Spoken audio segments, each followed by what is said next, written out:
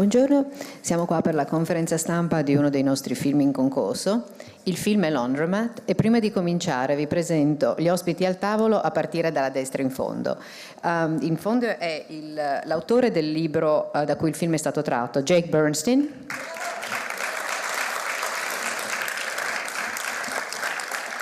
Gary Oldman.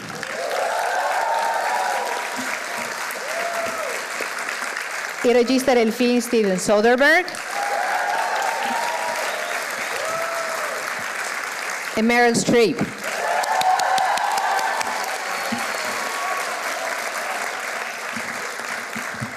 I am going to start with a question for Steven.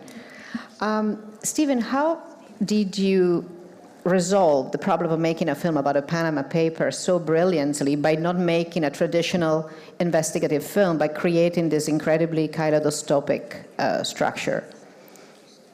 Well, this was a conversation. Oops, is that not working?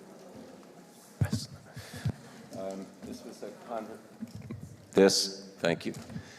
This was a conversation that I started with Scott Burns, the screenwriter. He was aware of Jake's book, and we started trying to figure out the best approach to present a complex subject in a way that would be memorable and would stick in the mind of the viewers. And we decided that a dark comedy had the best possible chance of remaining in the minds of the viewers, and also gave us the opportunity to use the complexity of these kind of financial activities almost as a joke, almost as the setup for a punchline. There were some precedents in cinema that we felt we should be inspired by. The most obvious, I think, would be Dr. Strangelove, which took a very serious subject and turned it into a very, very dark comedy. So that's what we were thinking, because we felt otherwise this would not be a story that people would feel they were being educated as opposed to being entertained. The other thing you did is you did it all in 90 minutes. Yes. It is. It's short.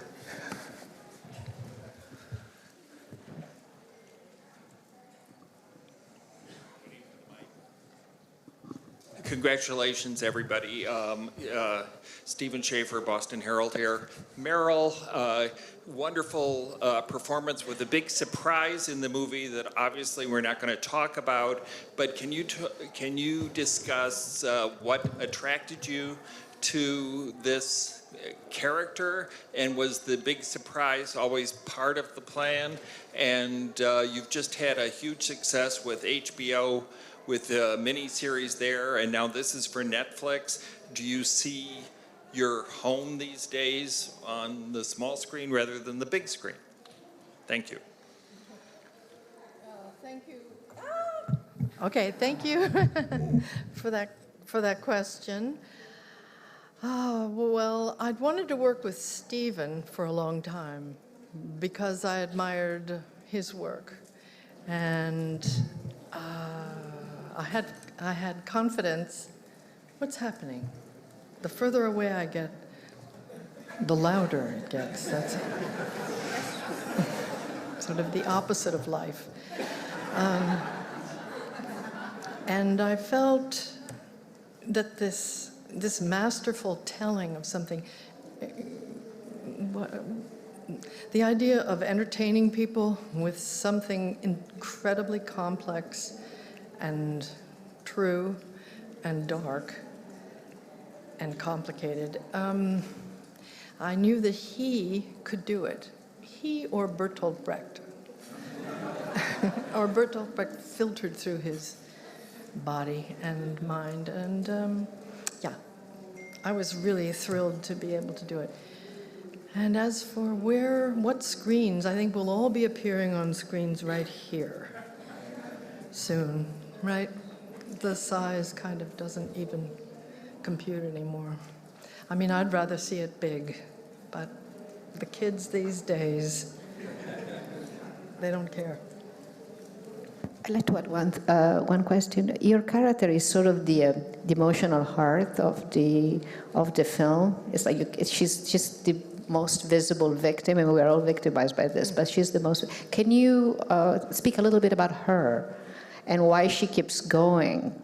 She doesn't want money. She just sort of, just like the Energizer Bunny, that's it. Yeah, I mean, what motivated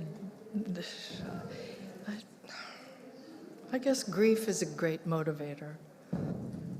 The parents of the children shot in the Parkland High School, the parents of children shot at Newtown in Connecticut, those people don't stop. They don't stop trying to change the world. So I think she's sort of, if it's personal, you don't stop. And we rely on the people for whom it really counts to save us all. Thank you. Yeah.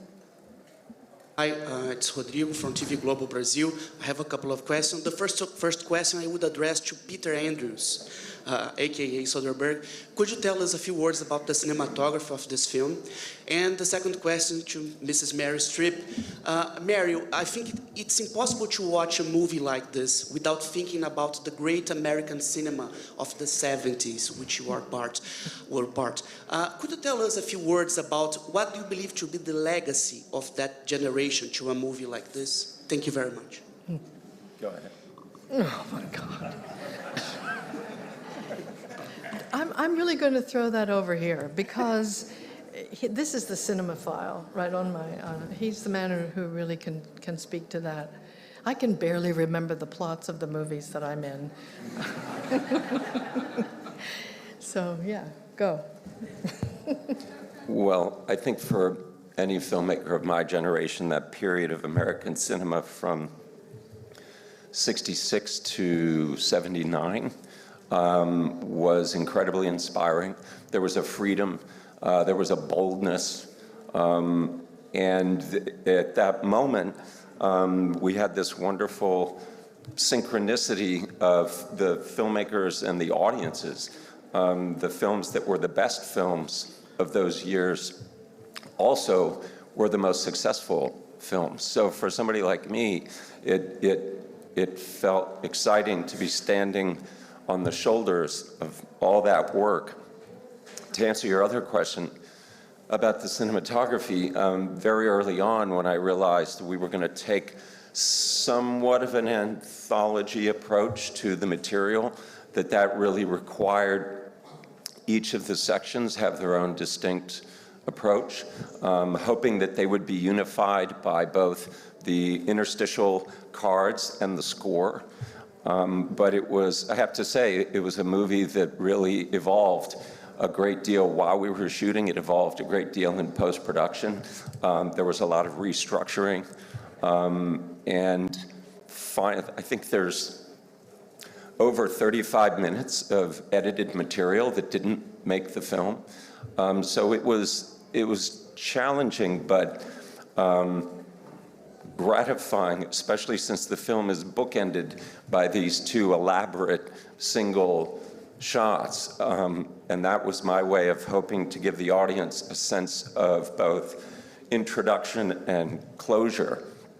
But I have to say, it was, all in all, despite the subject matter, an incredibly fun project to be a part of. We got all the support we needed, and we were free to discover the movie as we went along when necessary. So, yeah, I have a really good job, is what it comes down to.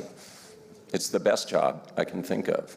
What would you say, and also for the actors, that were the things that maybe changed the more during the filming? You mentioned finding things as we were working on this. I'll let the answers after that. Well, obviously there was you know, I think the exciting thing about certainly his job is that, you know, the script is written, it's authored, and then it's reshaped and re-authored in the editing room. I think I may have actually learned the entire first script. and then the changes started to come in. But that's the fun of it. I mean, someone asked me, they said, what is, like Meryl, I've wanted to work with Stephen for a long time. I've admired his work, and so this is, you know, it's my bucket list. You know, I've ticked that box. But someone asked me, they said, what was it like working with Stephen? And I said, what's he like? How does he work? And of course, because as you know, he operates, he lights, so he's the director, the DP. And I said, well, I don't know, it's like he makes the film with a sandbag and an apple box. And we were moving so quickly. I think that for the actor, you know, there are many times where you spend you come in with your mojo working at 7:30 a.m. And then you maybe rehearse or block, and then you have to occasionally you have to sit around for 2, 3, 4 hours while they light, and you've got to keep the flame. You have to keep the pilot light lit while you're kind of hanging around, because you come in ready to burn, as it were, from the first bar, and then you got to sit around. There was none of that on this film, and I think I enjoyed I mean, apart from being in great company, Antonio Banderas and Meryl and Stephen, I think I most enjoyed the pace of how we made the movie. Yeah. Question there? Ecco, Valentina D'Amico, movieplayer.it. La domanda è per Mr. Soderbergh e Mr. Oldman. Prima abbiamo citato Brecht. Il momento più divertente, secondo me, del film sono i siparietti in cui Gary Oldman e Antonio Banderas si rivolgono allo spettatore spiegandogli le questioni economiche. Volevo sapere come avete lavorato per realizzarli e per renderli così divertenti parlando di mucche e di banane.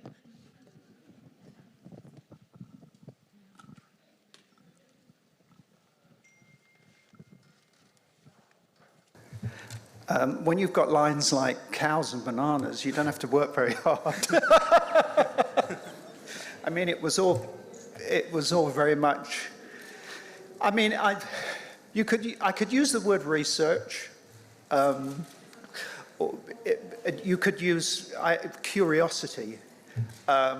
With something like this, there were things to be learned and things to be read up on, but I chose not to. I'm playing Mossack, but I'm representing a version of Mossack rather than giving a very realistic or naturalistic representing him in that sense, and so I did not work greatly outside the framework of the script, because it was all there. It was on the page. And when you say all the indicators, all the a script is like your map of the world. A really good script tells you where all the stop signs are, where all the B roads are, and so it was all. The humour was baked into the script. I'd like for Jake to chime in on this, because this is obviously very different from your book. And so how much did you participate to the transformation and the adaptation to in the way in the film. I had the good fortune to work with Scott Burns, the screenwriter, throughout the entire process. And Scott used me as a resource and to ask questions. They really, both Scott and Steven, really wanted to understand this world and sort of what the parameters of it were and what was realistic and what wasn't. Their attention to detail was amazing and wonderful. And there's a very similar spine both in the movie and in my book, in that in my book I use the Panama Papers to tell the story of this system, this financial system that is subterranean and that exists in the world and through which literally trillions of dollars flows, much of it illicit money from money laundering and things like that. And what they did was they used the characters of Ramon Fonseca and Jürgen Mosek to sort of personify that, right? So they are their guides to this world. And they're charming and funny and wonderful guides and very entertaining. And so in some ways there was a lot of similarity in that respect. But it was just, I visited the set and got to see some of what Gary and Meryl are talking about, and it was just a joy. I mean, Steven runs a wonderful set. It's fast-paced. Everybody's super professional and really good at what they do, and it was great. There is a freedom, Steven, to the way you're making films these days. Not only you make them fast, you make them you make them energetically. You make them in different formats. You have a subject that interests you. I'm thinking of the film on basketball that you did. This is this is a movie about a conversation of the moment, rich and the poor. I remember Contagion we had here, an informant. Can you talk a little bit about how do you feel your relationship with cinema in terms of your choice of subject right now? Well, I think the advances in technology have allowed me to optimize a process that early on I felt wasn't moving at the pace that was beneficial to the project. Ultimately, I felt that there were elements beyond my control kind of hijacking the process away from me. Now, with the ability to travel light and quickly, I can use the camera as a pen, essentially, and write it in real time. And that's just a better way of working for me. That's not a better way of working for everybody. But I found through some unsuccessful endeavors that I work best when I have to work quickly, when I have to work intuitively, when it's almost like a sport. I've done my homework, so there's nothing coming at me that I think I can't get a hold of. But I like that spontaneity. And, the ability to shoot now in available light almost exclusively, to edit the material we shot that day, that night, and look at it. And so I have the movie's evolving day to day, and I can see it. It's an incredible benefit. I wish I'd had it when I was younger. I would have made better movies. Steven and I just finished a movie. Steven and I just finished a movie that was made in 13 days. And it's almost like I feel he's an artist for this time, because time is accelerated from when we used to take 6 months to make a movie. And then you'd edit it for 6 months, and it would come out a year later. We're living in a moment where the news cycle is racing, and we're racing to keep up with current events. And this is an entertaining, flash, funny way of telling a very, very dark, black-hearted joke, a joke that's being played on all of us. It's a crime not without victims. And the victims, many of them, are journalists. The reason that this Panama Papers was exported to the world was because of the work of over 300 investigative journalists who got the word of John Doe, the whistleblower at Mossack Fonseca, or who knows from where.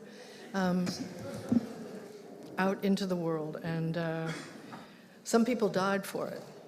Daphne Caruana Galizia, Maltese journalist, who was investigating someone at the top of the government in Malta, and his connection to the Panama Papers, was blown up in her car in front of her home. People died, and people die still to get the word out. That's why this movie is fun, it's funny, but it's really, really, really important.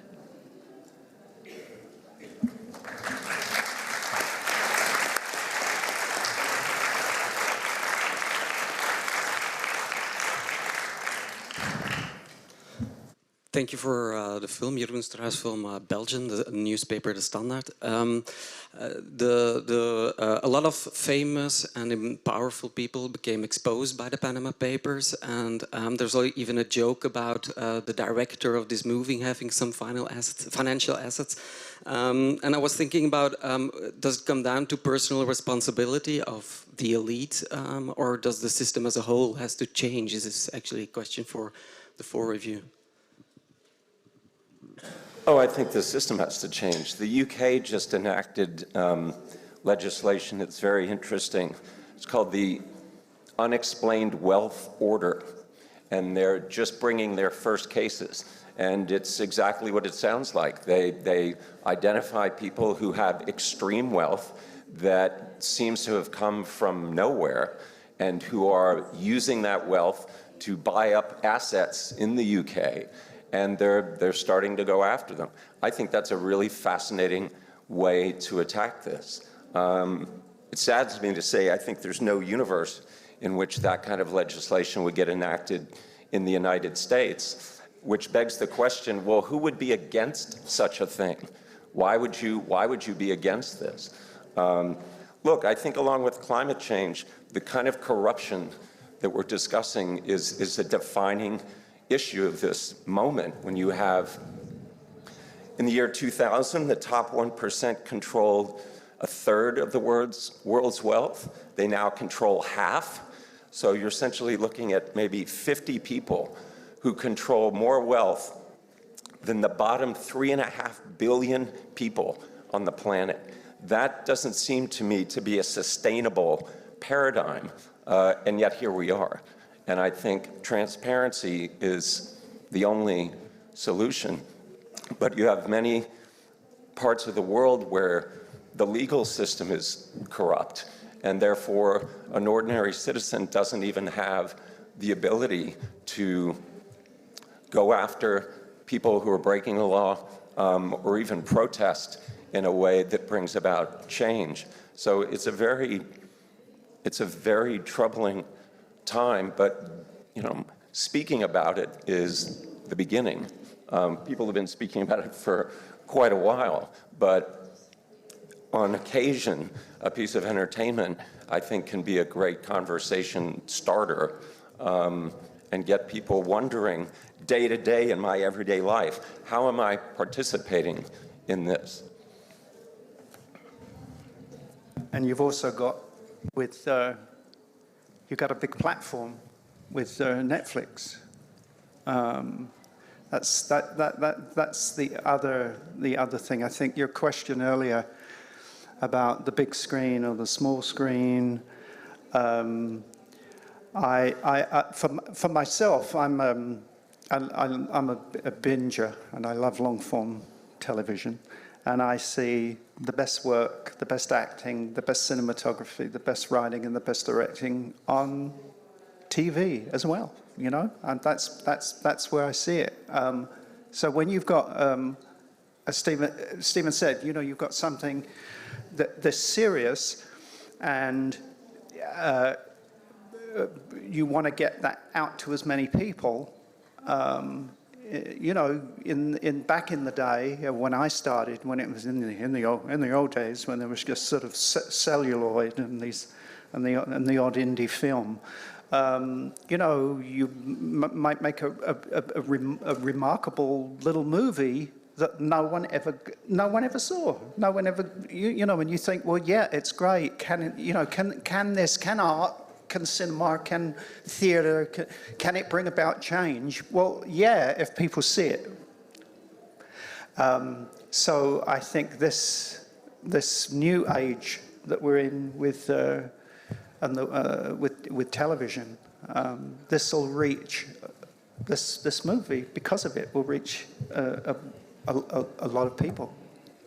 And if I could just add to what both Gary and Stephen are saying, is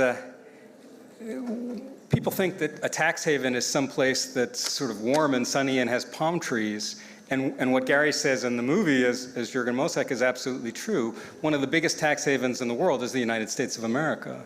And there's a lot of vested interest in keeping that system the way it is. Delaware, which is a factory for anonymous shell companies, makes $1 billion a year from that business. And that's something that they fight zealously to protect.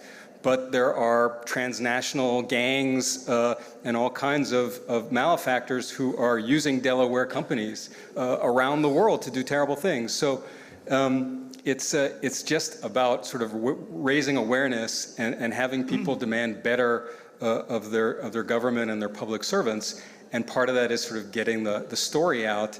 And I think that's what's so wonderful about this film.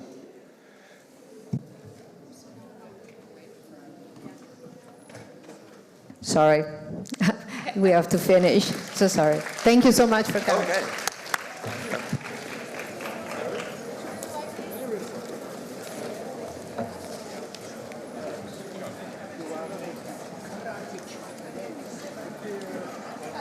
I'm the